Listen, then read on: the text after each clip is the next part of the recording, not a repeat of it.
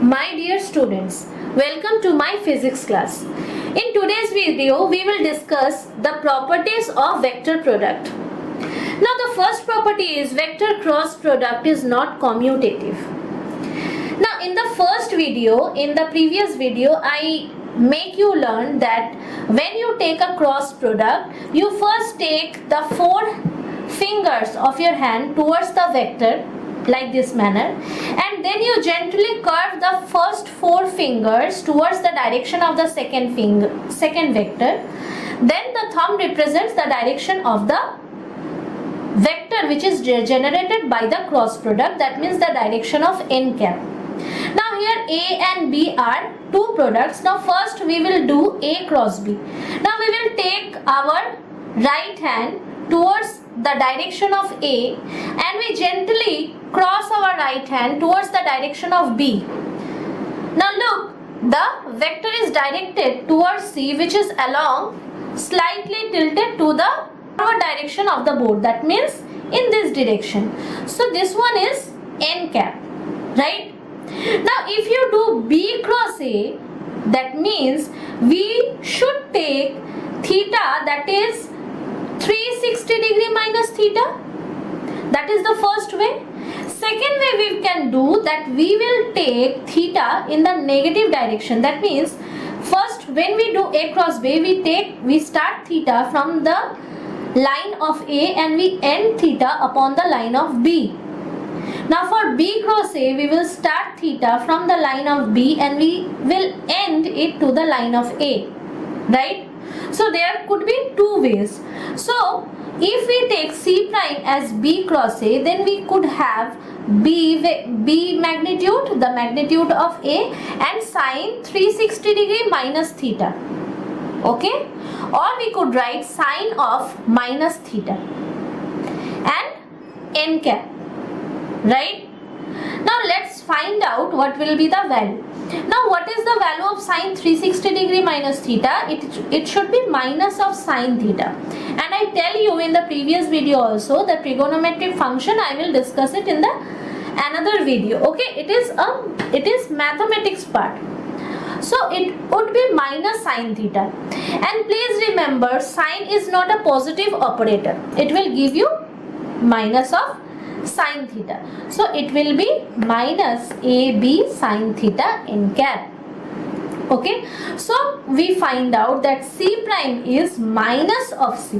That means we could tell that A cross B is not equal to B cross A. So vector cross product is not commutative. Let's discuss the second property. If A cross B equal to 0, then the vectors are collinear. That when A cross B equal to 0, mod A, mod B, sine theta, n cap equal to 0. Now if 2 vectors are non-zero, that means mod A not equal to 0, mod B not equal to 0, and we know that n cap could not be 0 as n cap is a unit vector. It must have a value 1 and should have a direction. So it could not be 0. So it must be sine theta equal to 0, because this is an identity. Left hand should be right hand. So sine theta should be 0, so that if you multiply the whole with the sine theta, it would get you the result 0. That means sine theta equal to 0. So you have theta equal to 0 or theta equal to 180 degree. Now before solving this, you please remember that sine theta, sine 0 equal to 0, which I already discussed in my previous video, and sine 180 degree equal to 0. Okay, remember the second one, sine 180 degree equal to 0. So you have either collinear vector with a 0 angle, that means the direction of A and direction of B are similar, and for theta equal to 180 degree, B is suppose in the east direction, A is in the west direction, and the theta is 180 degree. That means they are opposite to each other, but they must be collinear. They must be fall in a same line. Now let's come to the third property. For orthogonal unit vectors in Cartesian coordinate means in xyz coordinate, you have I cross I equal to j cross j equal to k cross k equal to 0. That means whatever be the value, if you multiply, if you do the cross product with the same unit vector, you get the 0. Right? Now in point B you have I cross j equal to k cap. If you do j cross k is equal to I cap, k cross I equal to j cap. Now there is a trick to remember this. Now go to the anti-clockwise direction. Here is it is I, j and k, right? If you do I cross j, then you get k, right? Now go with j cross k, you get I. If you get k cross I, then you get j. Now if you just reverse this order, you get the -1. That means if you do j cross I, you get minus k. If you do k cross j, you get minus I. And if you do I cross k, you get minus j. Right? Now let's prove it. I cross j, you have mod I mod j sin theta k cap, because the angle between I and j is 90 degree. Now theta equal to 90 degree. So mod I has value 1, mod j has value 1, and what will be the value of sin theta? Sin theta, if theta equal to 90 degrees, sin 90 degree is 1. Okay, and you have k cap. So if you multiply this one, you get k cap. Similarly, j cap cross k cap, you get I cap, and k cap cross I cap, you get j cap. Okay. Now let's come to the fourth property, that vector product obeys distributive law of multiplication.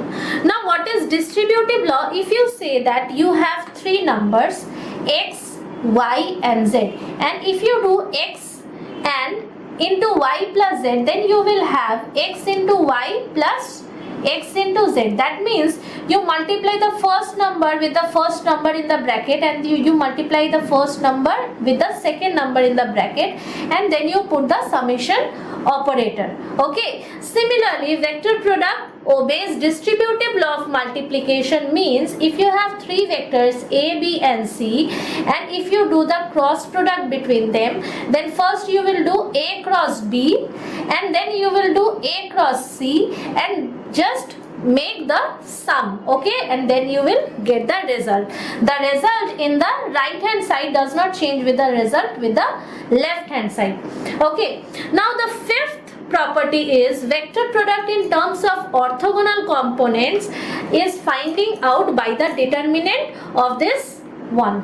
Okay, now if you have a and b, and if the orthogonal component of a is ax, ay, az, and the orthogonal of b is bx, by, bz, and just see what is the position of I cap. The position of the I cap is in the first row and in the first column. The vertical one column, the horizontal one as row.